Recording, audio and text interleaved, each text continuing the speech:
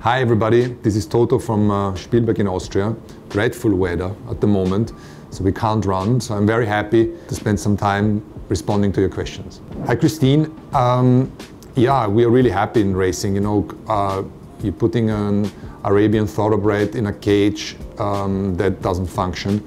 So all of us were really looking forward to go back to the racetrack. We love the competition, we love the truthfulness of the stopwatch. Austria has been great. I mean, it's a fantastic country. I might be a little biased here, but everybody really enjoyed being out here, hiking, cycling, and just spending times with the team, and so the same for me. So I like the how can I say, the setup actually, and the way it was organized.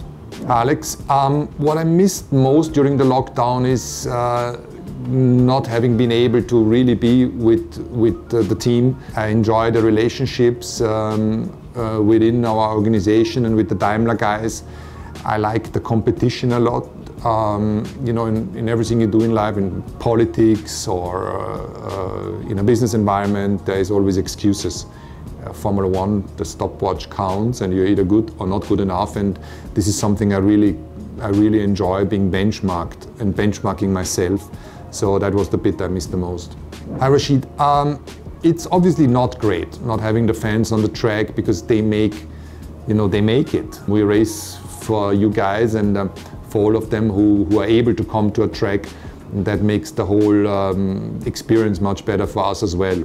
Within the paddock and in the garage, I must say there is not a big difference. We work in the same way as we have always worked.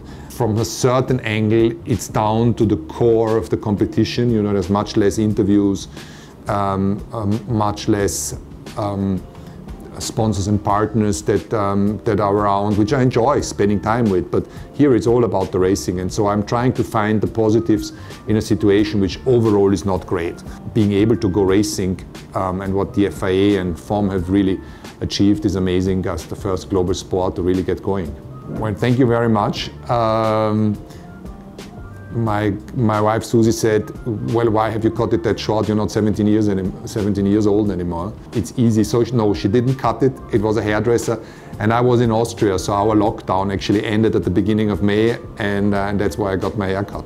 It's very different, Karam, because what we do is that we have all flown in charters. We are in our own little bubbles. We are being tested every 5 days, which is not a pleasant experience. They put a big stick into your nose all the way up into your brain, or this is at least how it feels like.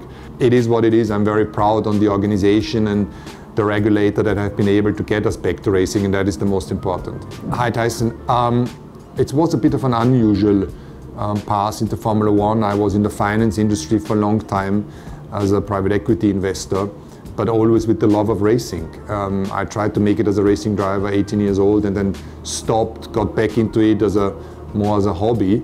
And then at the age of 35, I was able to somehow merge the two worlds and invest in racing teams, in a rally team first, and then in a touring car team, and then found myself as a non-executive director and shareholder of Williams, and then eventually I got the call from Mercedes. And so it's always about being open-minded about the opportunities. And what I love is the stopwatch.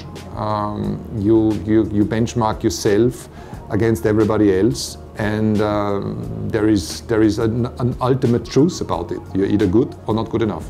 Hi Joshua, that's a very good question, which I get often. I am the only one from the core group that has not a specific task in looking at some data. I don't need to follow temperatures, pressures, or safety cars.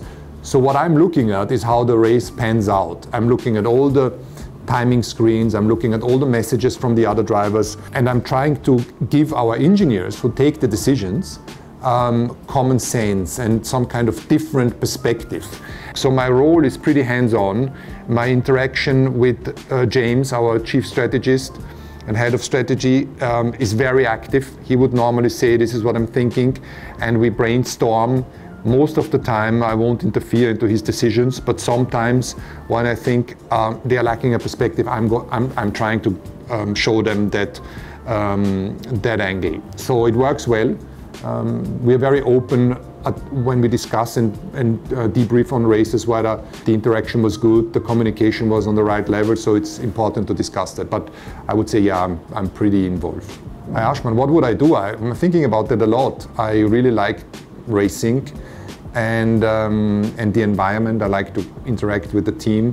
Whilst you are doing it and you like it, you shouldn't be looking left and right. But if there ever comes a moment where I think I gotta do something else, I think a door will open and then I'm gonna find another interest. 20 years of my life I was a finance investor and I loved it. And then somehow racing took the last 10 years and who knows what will happen in the next 10 years. It's not easy because we're just 1/3 of the population within the team in Brackley and in Brixworth. Working from home has changed a lot of the pattern. And then not having the fans on the track is also not great. But in a way, even being able to race and provide some entertainment for you guys and for us to benchmark ourselves against our competitors is nice, and eventually a normality will kick in. It may be different in certain ways, but I think the racing will come back to what it was before. Hi Stephen, that's a good question. You know, I'm always trying to be in the moment and concentrate on what is rather than what could be, and I'm really happy with Lewis and Valtteri. I think we have two fantastic personalities, great racing drivers, and a good dynamic among them. So these are my favorites today. Alejandro, is a good question. I think the mindset that we have is that we're always not quite satisfied in what we do. We're always skeptical if our performance will be good enough, and we never rest on our laurels. The truth is, in this day and age, yesterday is not worth a lot. It's history, it might be in some kind of book or some kind of record, but what counts is today and tomorrow. And this is what we are really interested in. So in a way, we are always looking forward. And you can look back once you stop. Then you can say, okay, this is the record, I've done good, or I've not done good, whilst being in the moment is just today. And I'm just looking at free practice now and at the qualifying and at the race tomorrow. This is what counts, nothing else. My favorite thing, James, outside of Formula One is spending time with my 3 kids and my wife. They are good fun. All 3 of them are very different.